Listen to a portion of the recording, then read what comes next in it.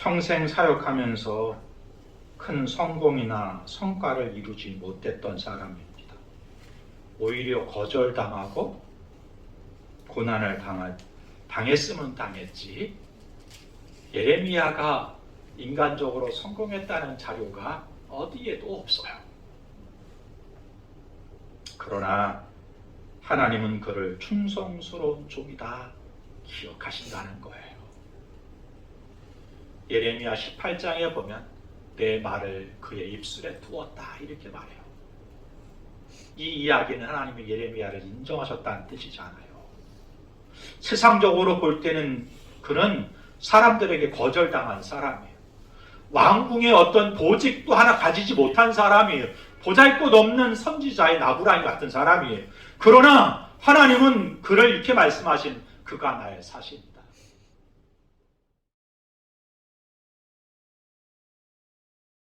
주님의 사랑과 함께 찬양하면서 예수의 보혈을 의지하며 거룩하신 보좌 앞에 예배하며 나아가도록 하겠습니다.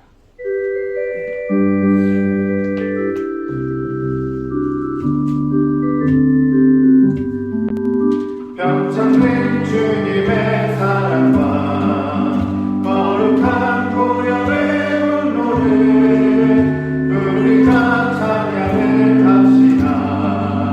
주님을 만나볼 때까지 예수의 우리를 깨끗게 하시는 주시니 그의 피 우리를 눈보다 더 이게 하신 주님의 거룩한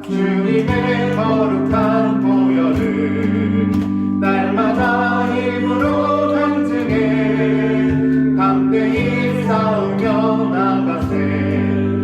천국에 들어갈 사절 십자가 단단히 붙잡고 날마다 이기며 나가세. 머리에 면류관 쓰고서 주 앞에 찬양할 때까지 예수는 우리를 깨끗게 하시는 주시니 그의 피 우리를 눈보다 더 예수는 우리를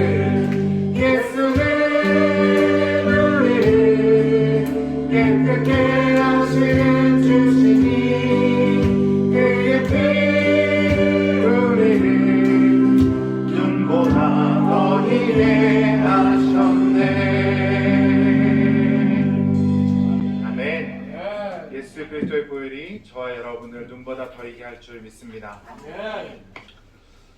교회 소식 먼저 전해드릴게요. 오늘 교회 방문해 주신 여러분 모두를 환영하고 축복합니다.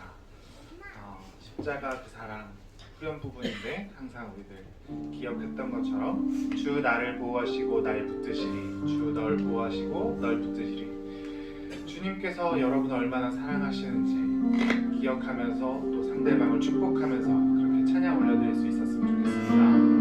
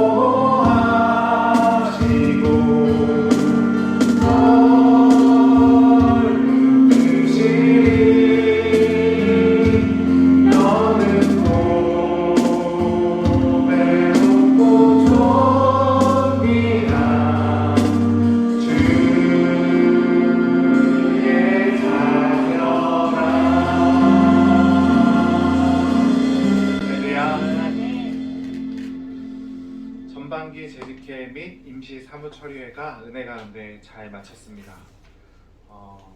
옆 사람에게 잠깐 인사해 볼까요? 수고하셨습니다. 수고하셨습니다.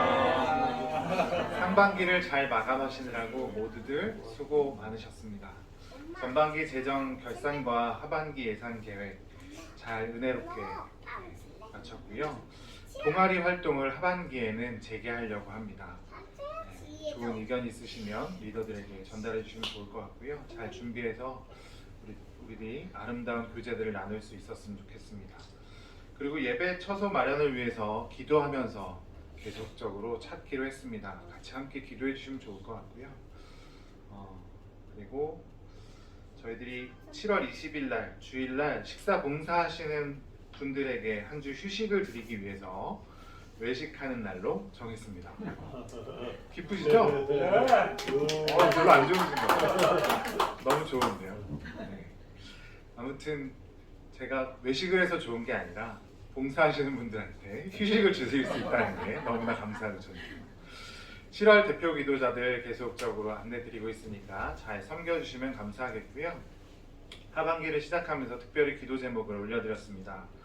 여름철 건강과 안전을 위해서 기도해 주시면 좋을 것 같고, 또 수능을 준비하는 고3 학생들이 있습니다. 그리고 방학을 맞이하는데 방학이 요즘은 방학 같지 않더라고요. 방학해도 학교를 가고 아침 일찍 일어나서 학원을 가고 참 힘든 아이들인데 지치지 않도록 함께 기도해 주시면 좋겠고요. 우리 성도님들 중에도 고난과 고통의 시간을 겪고 있는 분들이 많이 계십니다.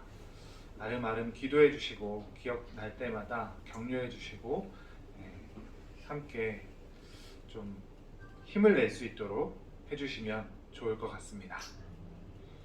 사도신경 믿음으로 함께 고백하면서 예배 가운데 나아가도록 하겠습니다. 전능하사 천지를 만드신 하나님 아버지를 내가 믿사오며 그 외아들 우리 주 예수 그리스도를 믿사오니 이는 성령으로 잉태하사 동정녀 마리에게 나시고 본디오 빌라도에게 고난을 받으사 십자가에 못 박혀 죽으시고 장사한 지 사흘 만에 죽은 자 가운데서 다시 살아나시며 하늘에 오르사 전능하신 하나님 우편에 앉아 계시다가 저리로서 산자와 죽은 자를 심판하러 오시리라. 성령을 믿사오며 거룩한 공예와 성도가 서로 교통하는 것과 죄를 사하여 주시는 것과 몸이 다시 사는 것과 영원히 사는 것을 믿사옵나이다. 아멘. 저희들 함께 찬양할 텐데요. 어제도 작은 숙제 아닌 숙제를 또 드렸습니다. 예레미야 1장 읽어오셨죠? 네. 감사합니다. 이렇게 말씀을 읽고 묵상을 하면서 또 찬양을 준비하면서 저한테는 이 준비하는 시간들, 사실은 준비라고 말하지만 제가 먼저 은혜를 갈급하고 구하는 시간들입니다. 되게 귀하고 감사한데 하나 부탁드리고 싶은 것은 제가 더 은혜에 빠질 수 있도록 여러분을 하나님의 예배자의 자리에 잘 인도할 수 있도록 기도해 주시면 감사할 것 같습니다.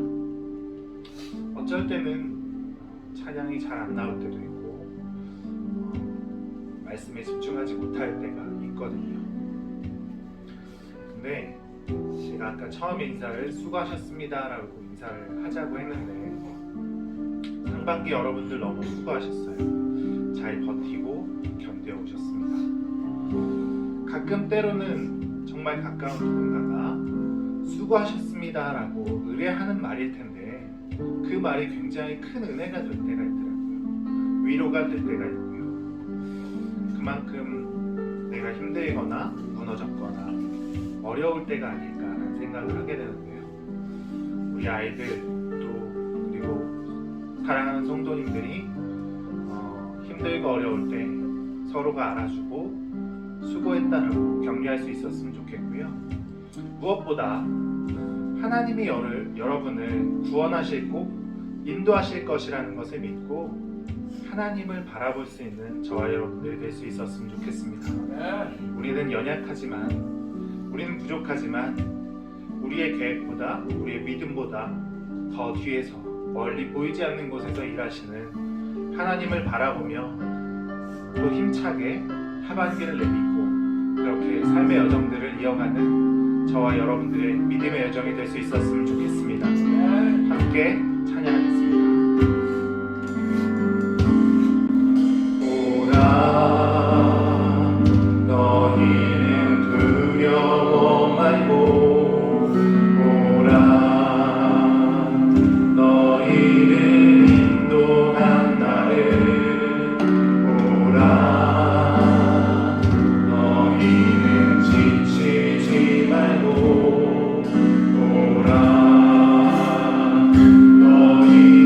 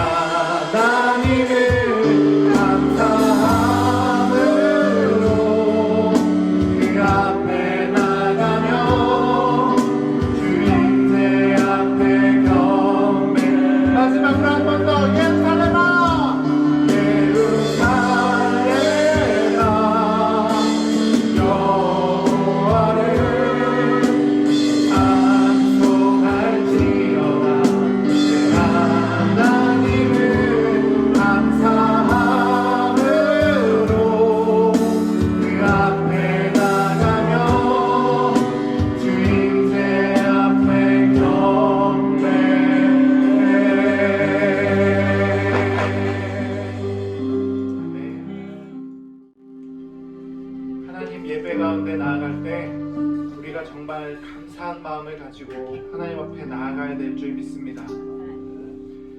우리가 맥주 감사주의를 통해서 감사의 마음을 한번 생각해 봤는데요.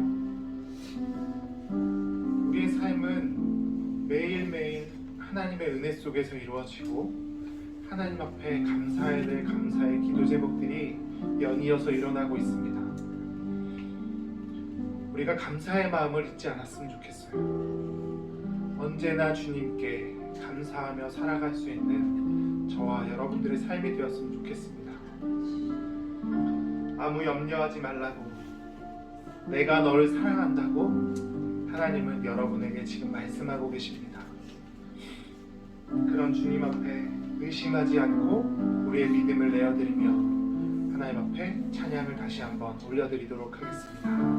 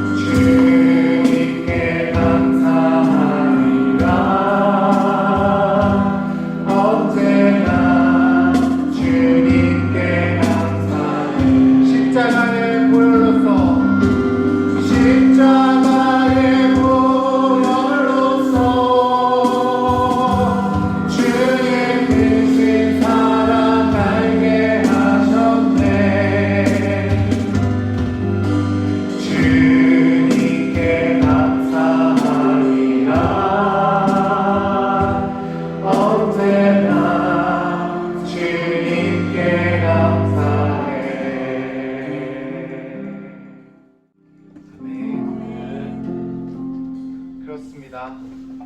주님께서 지금 여러분에게 말씀하고 계십니다. 아무 염려하지 말라고, 내가 너를 사랑하고 있다고 우리에게 지금 말씀하고 계십니다. 주여, 의심하지 않고 나의 믿음을 주님께 드리며 나아가길 원합니다. 이 시간 나의 모든 염려와 불안함을 아시고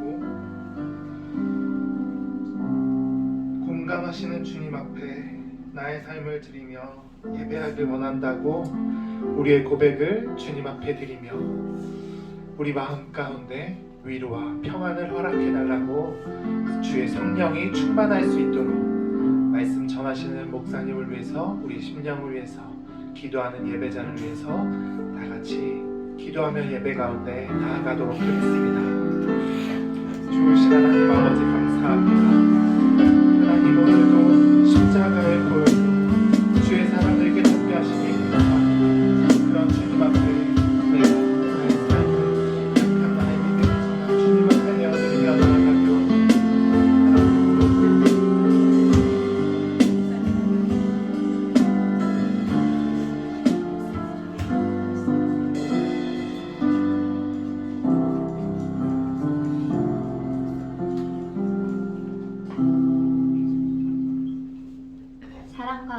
충만하신 하나님 아버지, 오늘도 저희를 교회로 불러주시고 한 주의 첫날에 예배로 시작함에 감사드립니다. 무더운 여름 날씨 속에도 저희의 몸과 마음이 지치지 않도록 붙들어 주시고 이 계절 속에도 하나님의 은혜를 깊이 누리게 해주세요. 우리의 교회가 말씀과 기도로 더욱 뜨거워지게 하시고 모든 세계가 함께 깨어 기도하며 교회의 부흥을 이루게 인도해 주세요. 부족한 저희들도 하나님의 쓰임받는 귀한 일꾼이 되게 늘 믿음 안에 세워주세요. 변덕스러운 여름 날씨처럼 우리의 삶도 계획대로 되지 않는 요즘입니다. 몸과 마음이 지친 자들을 하나님 아버지께서 격려해 주시고 위로해 주세요. 이 모든 말씀 살아계신 예수 그리스도의 이름으로 기도드렸습니다.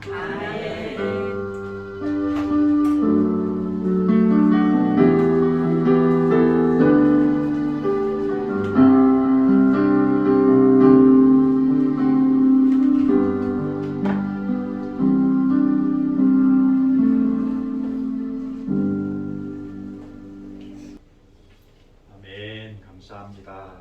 오늘 우리들에게 주실 하나님의 말씀 예레미야 1장 4절부터 10절까지의 말씀입니다. 예레미야 1장 4절부터 10절까지 말씀, 제가 한 절, 여러분 한 절 교독하고 마지막 10절은 합독하겠습니다. 여호와의 말씀이 내게 임하시니라. 이르시되 내가 너를 문제에 지기 전에 너를 알고 내가 너에서 나오기 전에 너를 소망하고 너를 여러 나라의 선지자로 세웠노라 하시기로 내가 이르되 슬프도소이다. 주 여호와여 보소서. 나는 아이라 말할 줄을 알지 못하나이다 하니 여호와께서 내게 이르시되 너는 아이라 말하지 말고 내가 너를 누구에게 보냈는지 너는 가며 내가 내게 무엇을 명령하든지 너는 말할지니라. 너는 그들 때문에 두려워하지 말라. 내가 너희와 함께하여 너를 구원하리라. 나 여호와의 말이니라 하시고 여호와께서 내 손을 내밀어 내 입에 대시며 여호와께서 내게 이르시되 보라 내가 내 나라를 내 입에 두었노라. 합독합니다. 보라 내가 오늘 너를 여러 나라와 여러 왕국 위에 세워 내가 그것들을 보고 파괴하며 하멸하고 넘어뜨리며 건설하고 쉽게 하였느니라 하시니라. 아멘.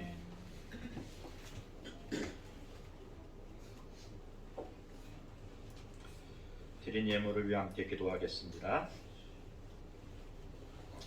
좋으신 하나님, 오늘도 예배합니다.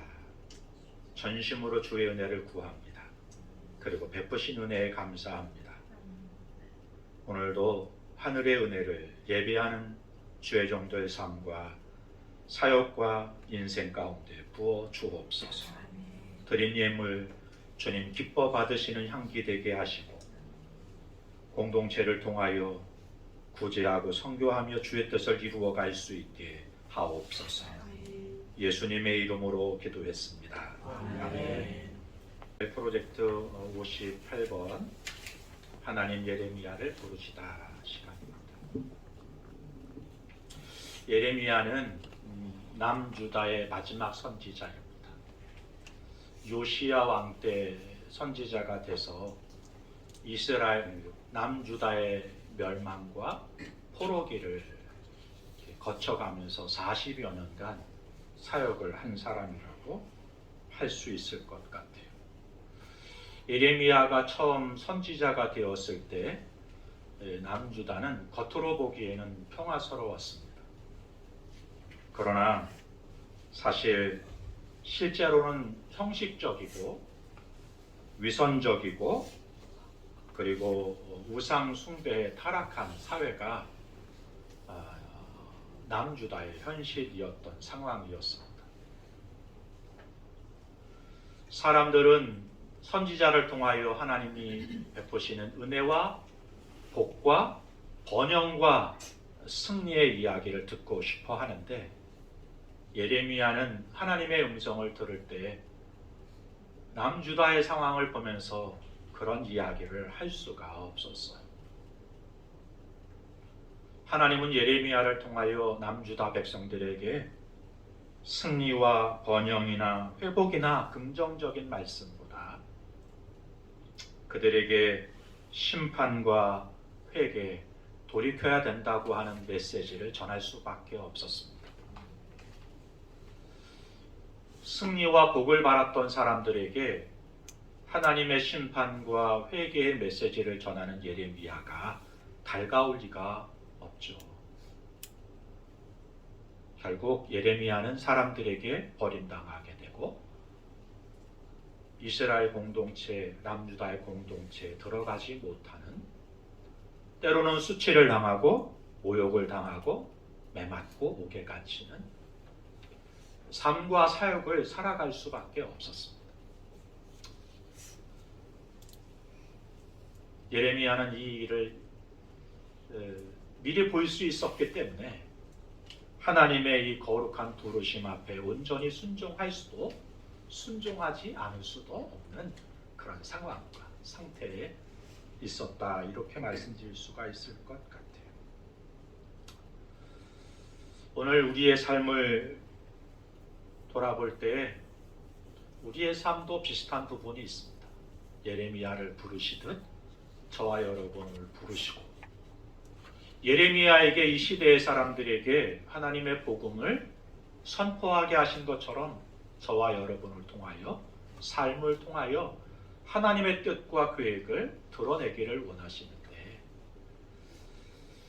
남유다의 상황을 알고 남유다 백성들에게 하나님이 하시는 말씀을 전할 때 어떤 대우와 대접과 상황이 만들어질 것이라고 하는 것을 예레미야 알고 그랬던 것처럼 오늘 우리가 하나님 말씀대로 살아간다고 하면 어떻게 될 것인가 라고 하는 좀 주저하게 되는 상황 가운데 있는 것이 사실 우리의 모습이기도 합니다. 이런 저와 여러분들에게 오늘 우리 하나님은 예레미야를 통하여 이런 시대에 부름받은, 구원받은, 선택받은 백성이 어떻게 살아가야 되는가를 말씀해 주시네요.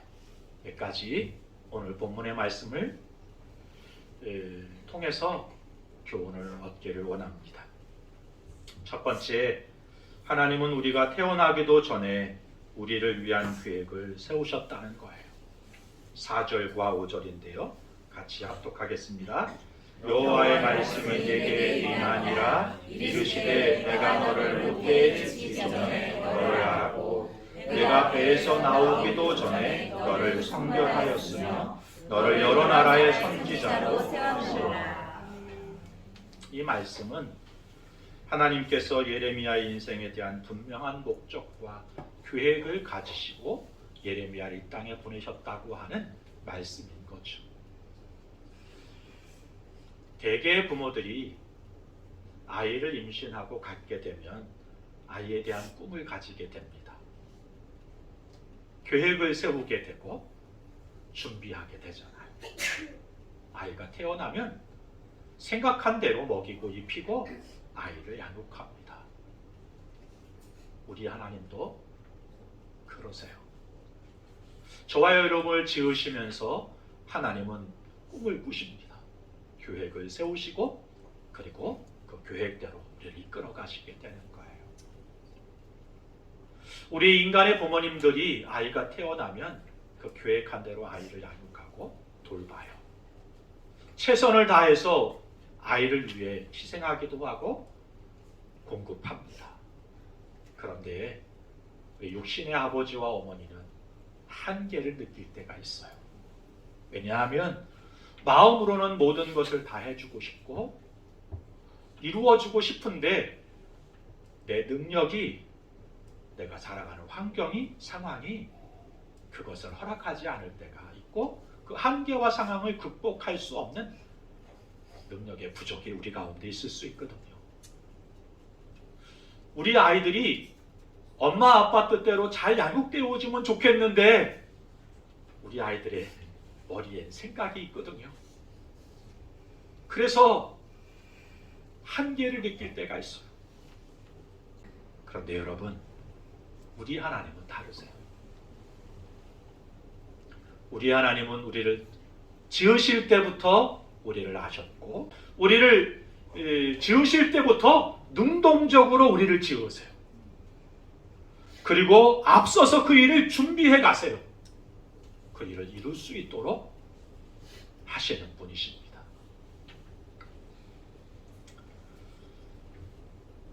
사도 바울이 성경에 보니까 예레미야가 그걸 느낀 것처럼 바울도 그걸 느꼈다, 그렇게 고백하고 있는 걸 볼 수 있습니다.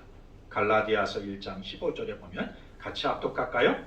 그러나 내 어머니의 때로부터 나를 택정하시고 그의 은혜로 나를 부르시니라. 아시는 것처럼 바울은 처음부터 그리스도인이 아니었습니다. 교회를 핍박하고 예수를 쫓는 사람들을 핍박한 사람이었죠. 예수님을 사기꾼으로 몰고 그를 따르는 사람들은 그 우상을 섬기는 듯이 쫓고 있는 것처럼 붙잡아다가 옥에 가두기도 하고 즉결 심판에 넘겨 사형을 당하기도 했던 사람이에요. 그랬던 그가 다메섹 도상에서 예수님을 만난 다음에 인생이 바뀌죠. 그리고 고백하는 거예요. 하나님은 내가 그 다메섹 도상에서 예수님을 만난 후에 나를 아신 게 아니라 나를 짓기 전부터 나를 아셨다. 내가 못된 짓 할 때도, 내가 예수 믿는 사람들을 죽이는 열심을 낼 때도 우리 하나님은 나를 포기하지 않으시고 그 과정을 통하여 나를 만드시고 이끌어 가셨다. 그렇게 말씀하고 있는 거예요. 사랑하는 성도 여러분, 우리는 우리가 준비되고 완벽해지기를 기다렸다가 부르시는 하나님이라고 생각해요. 그러나 우리 하나님은 그런 분이 아니에요. 우리가 준비되어 있지 않더라도 우리를 만드신 분이시고 우리를 부르시고 우리를 세우시는 분이시다. 성경은 그렇게 말합니다. 기억하세요.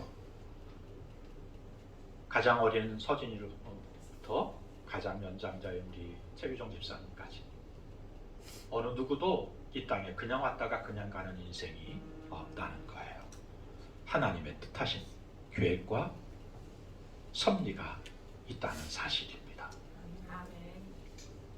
그러므로 여러분, 우리가 꿈을 찾을 때, 우리 상황을 물을 때 내 안에서 찾으려고 들지 마세요.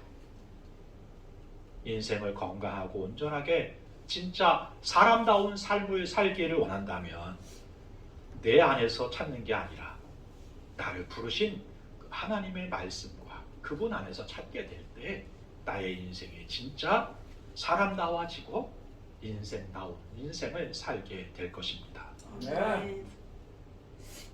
우리의 자녀에 대한, 우리 이웃에 대한 꿈을 꿀 때도 아이 속에서 찾지 말고 아이 속에 있는 아이를 품으신 하나님의 계획하심과 섭리가 있다는 사실을 신뢰하면서 아이를 위해 기도하고 양육해가는, 그리고 우리의 가정과 기업과 공동체를 섬겨갈 수 있는 저와 여러분이 될 수 있었으면 좋겠습니다. 두 번째, 하나님의 임재는 두려움을 이기게 한다는 것입니다. 6절부터 8절까지인데요. 같이 먼저 6절부터 합독하겠습니다. 슬프도소이다 주 여호와여 보소서 나는 아이라 말할 줄 알지 못하나이다. 하나님의 부르심을 들었던 예레미야가 이렇게 고백하는 거예요. 하나님, 너무 슬픕니다. 울면서 그러는 거예요. 하나님, 저는 아이와 같아서 말할 줄을 알지 못합니다. 이것은 단지 육체적인 나이가 어려서 무엇인가 할 수 없다는 뜻이 아니에요. 내 연소함을 업신여기지 못하게 하고 오직 말과 행실과 믿음과 사랑과 정절에 대하여 믿는 자에게 본이 되어 어린 디모데에게 바울이 건면한 말씀이잖아요. 어리다고 뭘 못한다는 이야기가 아니에요. 이 이야기는 예레미야의 고백은 하나님, 제게 능력이 없습니다. 이런 고백인 거죠. 오늘 본문을 묵상하는데요, 정말 겸손한 고백이라고 들려요. 그렇지만 오늘 성경은 다른 각도에서 이 본문을 해석하게 해줘요. 겸손한 것이 아니라 예레미야의 한 가지 문제는 자기 속에서 자기를 본다는 거예요. 맞아요, 여러분. 나를 볼 땐 나는 한계가 있어요. 부족한 게 너무 많아요. 그래서 할 수 없을 수도 있어요. 내가 해야 될, 이루어야 될 장벽이 너무 높아 보일 수 있어요.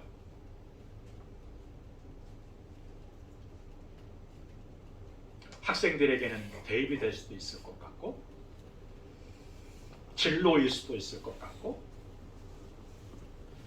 직장에서는 높은 직위일 수 있을 것 같고, 기업을 운영하는 사람에게는 현실적인 장벽일 수 있겠죠.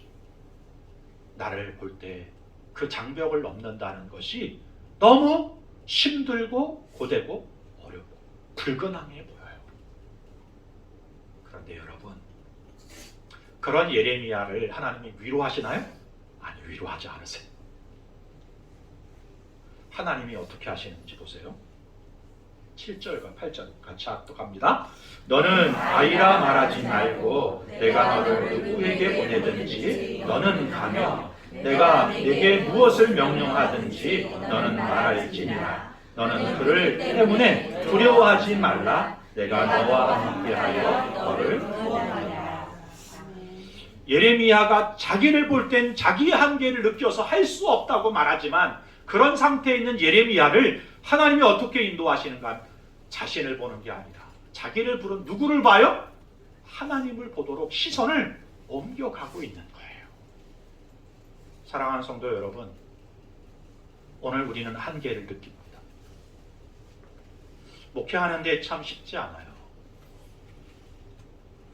큰 교회에 있을 때는 큰 교회에 있었다고 쉽지 않았고, 기관을 사역할 때는 기관 때문에 쉽지 않았고, 작은 교회를 하는 작은 교회도 쉽지 않더라고요. 여러분이 아니라 문제가 제가 문제인 거예요. 지난밤에 참 눈물을 훔치면서 기도했어요. 그런데 오늘 본문이 제게 이렇게 말씀하시더라고요. 나를 보면 한계를 느껴요. 이걸 어떻게 하지? 이렇게까지 했는데 왜 이렇게 되지? 어떻게 이런 반응이 나오지? 그런데 하나님은 저의 시선을 좀 바꾸세요. 너는 할 수 없지만 너를 부르고 세우고. 누구는 하세요? 하나님은 하시는 거예요. 그래서 다시 하나님을 바라볼 수밖에 없어요. 하나님, 저는 할 수 없어요. 하나님이 나를 고치시고 성도들 한 분 한 분들을 만져주실 때 하나님 이게 되겠네요. 여러분 인생도 마찬가지 아닐까요? 여러분들 혹시 거울을 보면서 이 아름다운 민호와 능력을 갖춘 자신을 바라보면서 어깨가 올라가고 목이 곧아지시는 분들이 계시지 않을까 모르겠습니다. 그런데 제가 느끼는 것은 거울을 바라보면서 항상 느끼지 않으세요? 한계를 느끼는 삶을 살아가는 분들이 많으실 거예요. 오늘 내가 당하는 이 앞의 현실을, 상황을 어떻게 해결할 수 있을지 모르겠어요. 그래서 한계를 느껴요. 그러신 분들이 훨씬 더 많다고 봐요. 오늘 그런 저와 여러분들에게 하나님이 이렇게 말씀하시는 거예요. 너 보고 하라 그러든 아니야. 하나님이 위로하시지 않고 시선을 바꾸세요. 너를 보는 게 아니라 나를 봐. 너를 보내고 너를 세우고 너를 보낸 나를 봐. 하나님은 우리의 시선을 하나님께 향하도록 이끌어가세요. 그래서 이렇게 말씀하시는 거예요. 너는 아이라고 말하지 말고 내가 너를 누구에게 보내든지. 누가 보냈어요? 나를 보내신 하나님을 보라는 거예요. 너는 가며 내가 내게 무엇을 명령하든지 너는 말할지. 누가 말하게 하세요? 하나님이 말하게 하세요. 하나님을 보는 삶을 살게 될 때에 우리가 느끼는 그 한계를 넘어서 하나님이 우리에게 맡기신 일들을 감당하게 될 줄로 믿습니다. 오늘 본문에 하나님은 예레미야에게 이렇게 말씀하세요. 두려워하지 말라. 너는 그들 때문에 두려워하지 말라. 제가 세보지는 않았는데요. 여러 자료를 찾는데 그렇게 말하고 있더라고요. 성경에 두려워하지 말라는 말씀이 365번 기록되어 있다는 거예요. 제가 로고스가 있다면 원어를 치고 딱 치면 몇 번 조회가 나올 텐데 아마 선배들이 대부분 그렇게 했겠죠. 그러니까 여러 자료를 찾는데 제가 챗GPT에도 물어보고 그게 사실이야? 아니면 제미나이한테도 물어보고 다 물었어요. 그랬더니 똑같은 답을 하더라고요. 정확하게 365번이 기록되어 있는 것은 아니지만 대략 365번이 기록되어 있다고 보는 것이 전통적인 숫자입니다. 이렇게 말을 해요. 그리고 어떤 자료에 보면 365번이 아니라 366번 기록되어 있다는 서적도 있어요. 왜냐하면 윤달이 있으니까. 왜 365번, 5번 두려워하지 말라고 성경이 말했는가? 대부분 해석자들이 이렇게 풀어요. 사람들은 매일 두려워하는 마음을 가지고 사니까. 하나님이 그런 우리들에게 매일 말씀하신다는 거예요. 두려워하지 마라. 그래서 366번이라고 말하는 분들은 윤달까지 계산했다는 거예요. 하나님. 교묘하게 이해가 되더라고요. 이게. 실제로 우리의 삶은 매일이 두려움이에요. 차이가 있다면 누군가는 그 두려움을 드러내고 살고 누군가는 숨기고 산다는 것이지 두려움이 없는 사람이 없어요.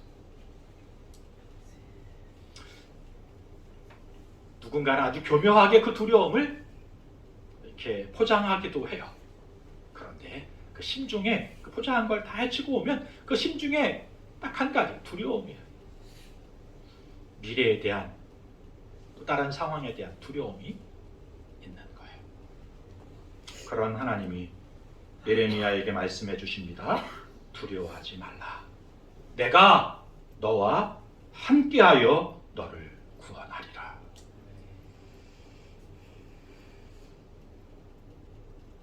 우리도 마찬가지입니다. 하나님의 부르심 앞에 설 때면 두려움이 찾아옵니다. 하나님, 저는 부족합니다. 자격이 없습니다. 또는 하나님, 사람들이 듣지 않으면 어떻게 하죠? 우리의 내면에 두려움이 있는데 그 두려움의 이유는 보니까 누군가에게 거절당할 것에 대한 두려움, 실패에 대한 두려움, 누군가 나를 보면서 그 실패한 것을 조롱할 거에 대한 두려움, 이런 두려움이 우리 가운데 있더라고요. 그래서 나를 치기도 하고 누군가를 공격하기도 해요. 그 심중에는 두려움이 있어요. 너 때문에 내가 이렇게 됐잖아. 살펴보면 두려움이에요, 사실. 그런데 오늘 성경은 이렇게 말해요. 두려워하지 말라. 내가 너와 함께하여 너를 구원하리라. 사랑하는 성도 여러분, 세상은 성공해야 된다고 생각합니다. 그런데 오늘 성경은 그 성공이란 기준이 다르다고 하는 것을 말씀해 주세요. 세상적인 성공은 누군가보다 더 많이 가지고 누군가보다 더 높이 있고 누리고 살면 그게 성공이라고 생각해요. 그런데 성경은 그렇게 사는 것이 성공이라고 말하지 않아요. 예레미야에게 말씀하실 때 성공은 말이야, 누군가보다 더 위에 있고 칭찬받고 인정받고 누리는 삶이 아니라 하나님이 맡기신 사명을 이루고 사는 것이 성공이다. 아멘. 예레미야는 평생 사역하면서 큰 성공이나 성과를 이루지 못했던 사람입니다. 오히려 거절당하고 고난을 당했으면 당했지, 예레미야가 인간적으로 성공했다는 자료가 어디에도 없어요. 그러나 하나님은 그를 충성스러운 종이다, 기억하신다는 거예요. 예레미야 18장에 보면 내 말을 그의 입술에 두었다 이렇게 말해요. 이 이야기는 하나님이 예레미야를 인정하셨다는 뜻이잖아요. 세상적으로 볼 때는 그는 사람들에게 거절당한 사람이에요. 왕궁의 어떤 보직도 하나 가지지 못한 사람이에요. 보잘것 없는 선지자의 나부라니 같은 사람이에요. 그러나 하나님은 그를 이렇게 말씀하신 그가 나의 사신이다. 예수님께서 길을 다니시다가 이제 마지막 사역을 공생애를 정리하시면서 예루살렘을 향하여 가시기 그 길 노상에서 제자들에게 물어요. 사람들이 나를 누구라고 하더냐 그랬더니 이렇게 사람들이 말하더라 하면서 뭐라 그래요? 누군가는 모세라고 누군가는 엘리야라고 그리고 누군가는 예레미야 같은 선지자라고 하더이다. 마태복음 16장의 말씀입니다. 사람들도 누구를 인정한다는 거예요? 예레미야를 인정한다는 거예요. 그가 왕궁에 무슨 직위를 가져서 위대한 역사를 만들어서 어떤 족적을 남겼기 때문에 아니요. 역사책에는 그런 기록이 하나도 남아있지 않아요. 그러나 하나님은 그리고 하나님의 섭리를 인정하고 따르는 사람들은 이것을 인정해요. 적어도 예레미야가 하나님의 인도하심과 계획하심 가운데 충성해서 성실하게 그 사명을 이루는 삶을 살아냈다. 이건 인정하는 것. 성경은 이게 성공이다 이렇게 말씀해요. 100명 목회를 해야 1000명 목회를 해 성공했다? 세상적인 기준이에요. 여전히 그것을 쫓는 분들도 있어요. 그러나 성경은 그렇게 말하지 않는다. 연봉이 1억이 돼야 2억이 돼야 3억이 돼야 성공했다?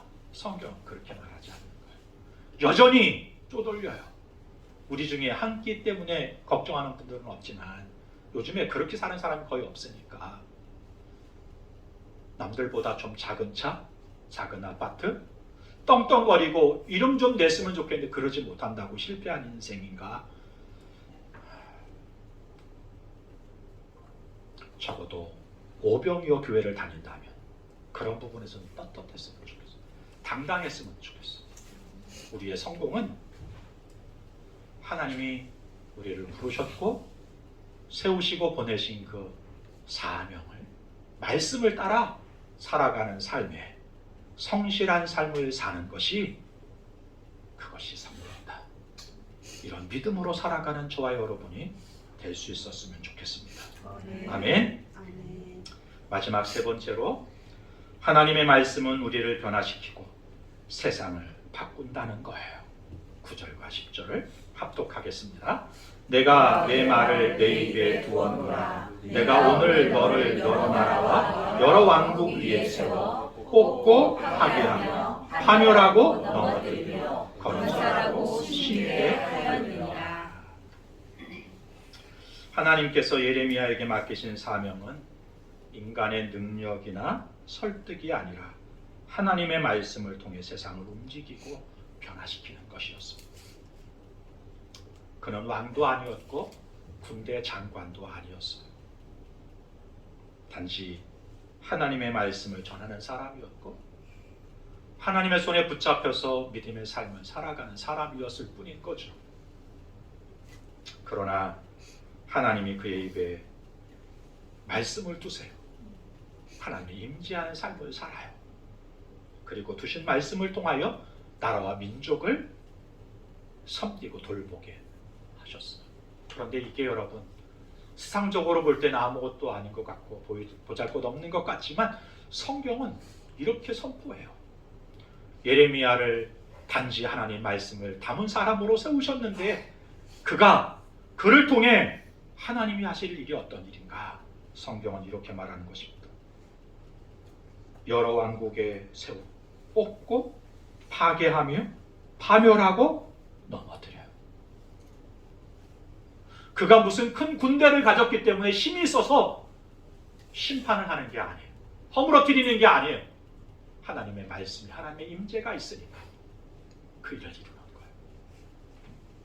뿐만 아닙니다. 그를 통해 하나님은 건설하고 심게 하세요. 오늘도 저와 여러분을 통해 하나님은 하나님의 섭리와 교회 가심을 이루시기를 소망하십니다. 여러분을 통해 무엇인가를 바로잡기를 바라시고 고치시기를 바라시고 새롭게 세우기를 바라세요. 내가 무슨 힘이 있다고? 맞아요. 내가 무슨 힘이 있다고. 그러나 기억하세요. 하나님이 저와 여러분 삶 가운데 말씀을 두셨잖아요. 성령을 두셨잖아요. 그러므로 여러분 믿음으로 선포하고 살아감으로 누군가에게 거룩하고 영향력 있는 삶을 살아가는 인생들이 될 수 있었으면 좋겠습니다. 아멘. 세상을 바꾸는 진정한 힘은 정치나 경제가 아니라 하나님의 말씀입니다. 하나님은 예레미야에게 이렇게 말씀하세요. 내 말을 내 입에 부어놓으라. 오늘 저와 여러분 인생 가운데 하나님이 임재하시고 말씀을 주셨습니다. 성령을 주셨습니다. 이제 그 말씀을 받은 자로 맡겨진 사명을 성실하게 이루어가는 삶을 살아가는 저와 여러분이 될 수 있었으면 좋겠어요. 약하다고 핑계하지 말고 환경이 어렵다고 주저앉지 말고 그 속에서도 우리를 도우시고 일하시는 하나님을 바라보면서 소망하면서 우리에게 맡겨진 사명을 이루어가는 저와 여러분이 될 수 있었으면 좋겠습니다. 예레미야는 찬양팀들 나오시고요. 예레미야가 살았던 당시 상황을 제가 설명을 드렸는데요. 그런 상황 속에서 하나님의 말씀을 온전히 선포한다는 것이 쉽지 않았어요. 그래서 울어요. 예레미야의 눈에는 보이거든요. 하나님 말씀에 불순종해서 살아가면서도 잘 살고 있다고 착각하는 사람들이 보여요. 그래서 울어요.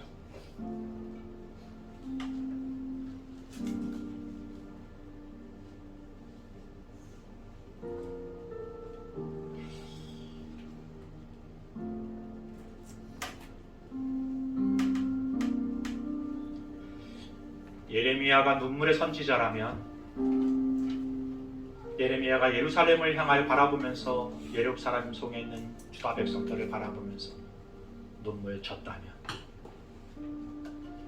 한참 후에 또 그 예루살렘을 바라보면서 눈물을 흘린 분이 한 분 계세요. 예수님이세요. 그래서 예레미야의 그 삶의 모습은 예수님의 모습의 예표이고 모델이라고 말하기도 해요. 예수님도 우세요. 예루살렘 성을 바라보시면서 우세요. 왜냐? 하나님 없이도 잘 살 수 있다고 생각하면서 살아가는 사람들을 보면서 우시고, 더 크게 우시는 것은 하나님 백성이라고 하면서 하나님의 뜻을 살피지도 않고 바리새인처럼 교만하게 오히려 하나님 사람이라는 것을 가지고는 이방인들을, 여행객들을 사람 취급하지 않으면서 바라보는 것들을 보면서 울어요. 그리고 이후에 돌이키지 않는 그들의 모습을 보면서 그 돌이키지 않는 것 때문에 심판받게 될 허물어질 예루살렘을 바라보면서 울어요. 실제로 AD 70년 로마에 의해서 예수님이 말씀하신 것처럼 예루살렘 성이 돌 하나도 쌓여있지 않게 허물어져 버리고 그 안에 있던 모든 백성들이 처참하게 죽어요. 오늘 우리를 바라보시면서 우리 주님은 어떨까요? 우시지 않을까요?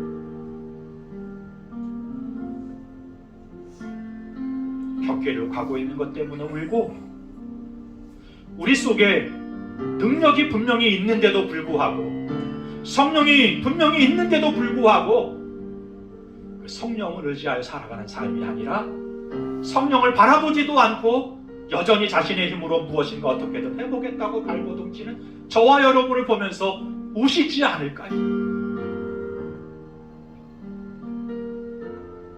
예레미야를 부르시고 그의 입에 하나님 말씀을 두시고 심판과 세움과 씨 뿌림을 하시기를 원했던 하나님의 계획이, 그 계획을 붙잡고 감당해야 될 주의 백성들이 여전히 자기 일에만 몰두하면서 하나님 우리를 구원하시고 부르신 뜻들을 모른 채 하며 살아가는 인생들을 바라보시면서 우시지 않을까요? 바라기는 오늘 나의 한계를 느끼면서 주저앉는 자리에 있지 말고, 나는 한계가 있지만 그런 나를 부르시는 하나님, 구원하신 하나님, 나를 통하여 일하실 하나님을 바라보세요. 우리의 시선을 바꿀 수 있기를 바랍니다. 그리고 예레미야에게 허물고 세우는 능력을 주셨던 것처럼 그 은혜를 입은 저와 여러분, 부르신 앞에 우리도 순종하고 성실하게 그 맡겨진 사명을 이루어가는 삶을 가정에서, 직장에서, 공동체에서 감당해가는 저와 여러분이 될 수 있었으면 좋겠습니다. 그런 소망과 그런 결단을 마음에 담아서 이 찬양을 할 수 있었으면 좋겠습니다. 사명이라는 것, 주님이 홀로 가신 그 길, 주님이 홀로 가신 그 길, 나도 따라가고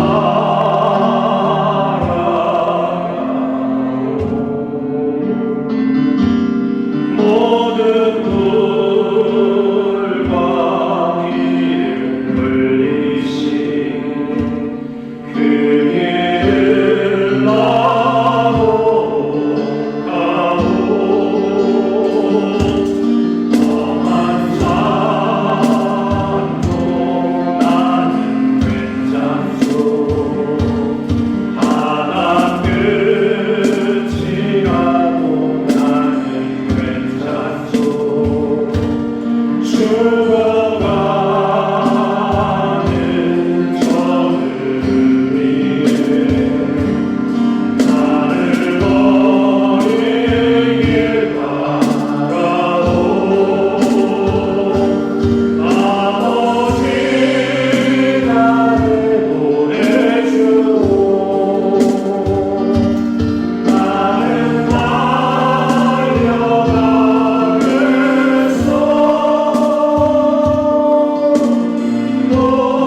목숨도 아끼지 않겠소. 나를 보내. 세상이 나를 미워해도, 세상이 나를 미워해도 나를 사랑하겠소.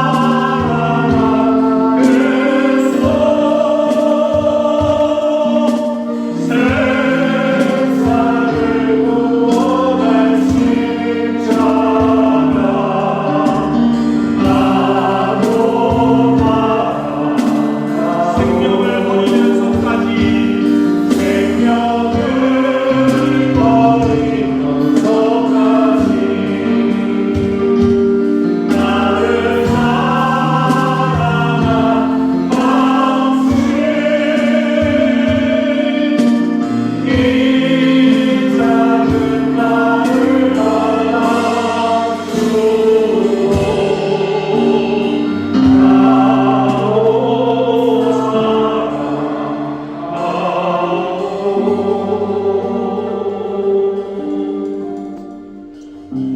기도하겠습니다.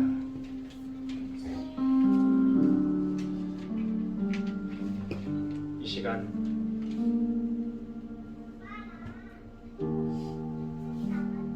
작은 목소리 목소리로 함께 기도할 수 있었으면 좋겠어요. 겉으로는 평안해 보이고 잘 된 것 같지만 실제 남주다의 상황은 우상을 섬기면서 도덕적으로, 윤리적으로, 영적으로 혼돈한 사회,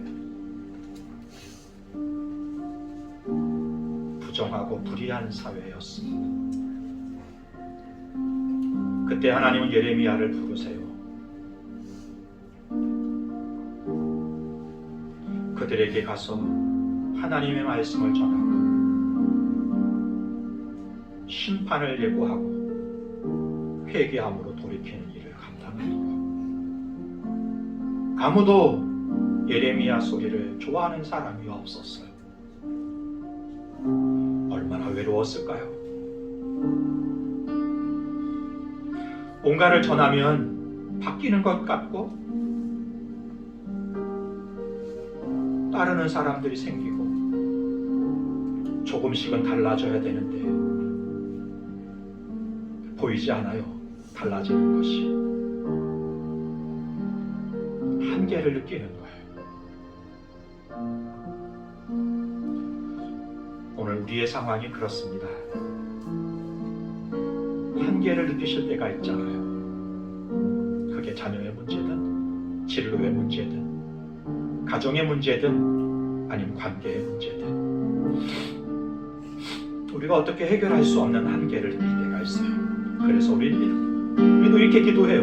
하나님, 저는 참 어립니다. 연약하고 부족합니다. 그런 우리를 예레미야를 위로하시기보다 그의 시선을 바꾸시는 것처럼 오늘 우리의 시선을 우리 하나님 바꾸기를 원하십니다. 나를 바라봤던, 환경을 바라봤던 우리의 시선을, 우리를 부르신, 우리를 구원하신, 우리를 세우신, 우리를 보내신 그 하나님을 바라보도록 우리의 시선을 바꾸기를 원하세요. 그래, 너는 알 수 없지만 내가 너를 구원했잖아. 너를 세웠잖아. 교회 리더로, 가정의 가장으로, 엄마로, 아빠로 너를 세웠잖아. 그리스도니요, 생명 있는 자로 세웠잖아. 사명을 주실 뿐만 아니라 우리 하나님은 그 사명을 감당할 힘도 능력도 주시는 분이십니다. 물론 세상적인 방법과는 달라요. 그래서 우리의 생각을 바꿀 필요가 있어요. 세상적인 성공의 기준이 아니라 오늘 성경이 말하는 성경의 기준으로 가치가 바뀌어야 되겠죠. 주님, 나의 한계를 내가 뛰어넘는 게 아니라 뛰어넘으시는 하나님을 바라보는 믿음을 가지게 하옵소서. 우리의 시선을 바꾸어 주시옵소서. 그리고 성공의 기준도 가치도 바꾸어 주시옵소서. 여전히 세상적인 성공의 기준을 붙잡고 살아가는 날, 성령님 오셔서 바꾸어 주옵소서. 누구보다 높은 자리 많이 가지고 누리는 삶이 성공이 아니라 하나님 보내신 그 사명을 성실하게 감당하는 것이 성공이라는 삶의 기준을 가지고, 가치를 가지고, 믿음을 가지고 사는 자가 되게 하옵소서. 두려움 속에 소리를 건져주시기를 하나님 바라보면서 두려움을 경외심으로 바꾸고 믿음으로 살아가는 믿음의 역사를 이루어가는 주의 종들이 되게 하옵소서. 함께 기도하겠습니다. 좋으신 하나님 아버지, 이 시간 주님 우리를 주님께서 아버지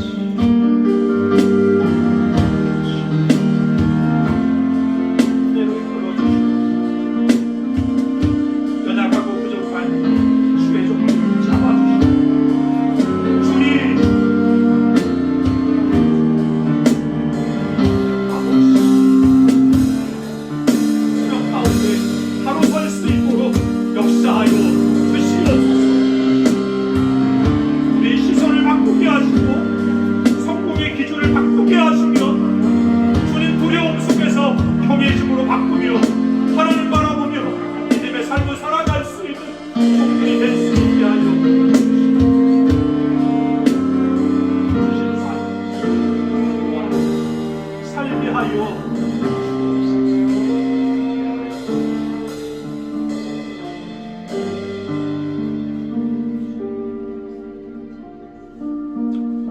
거룩하신 하나님 아버지,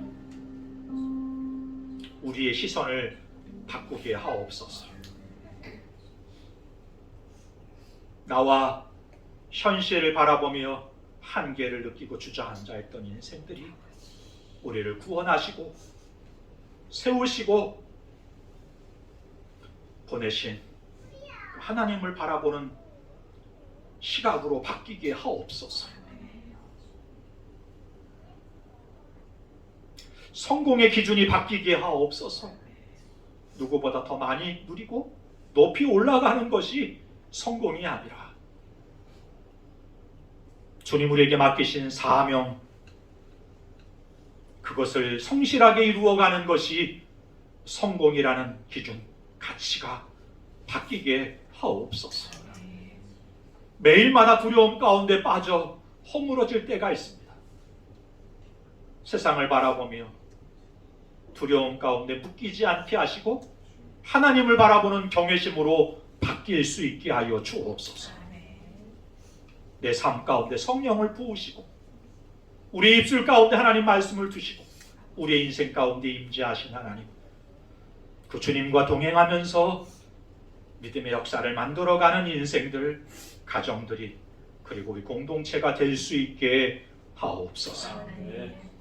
이제는 우리 주 예수 그리스도의 크신 은혜와 아버지 하나님의 무한하신 사랑하신 부와 성령의 내주 교통 인도하심이 예레미야를 부르시는 하나님, 오늘 우리를 부르시고 세우시고 보내시는 그 하나님 바라보면서 사명을 이루어가는 삶을 살기를 소망하는 주의 종들 머리 위에, 가정과 이 나라 이 민족 위에 지금부터 영원까지 함께 하시기를 간절히 축원하옵나이다.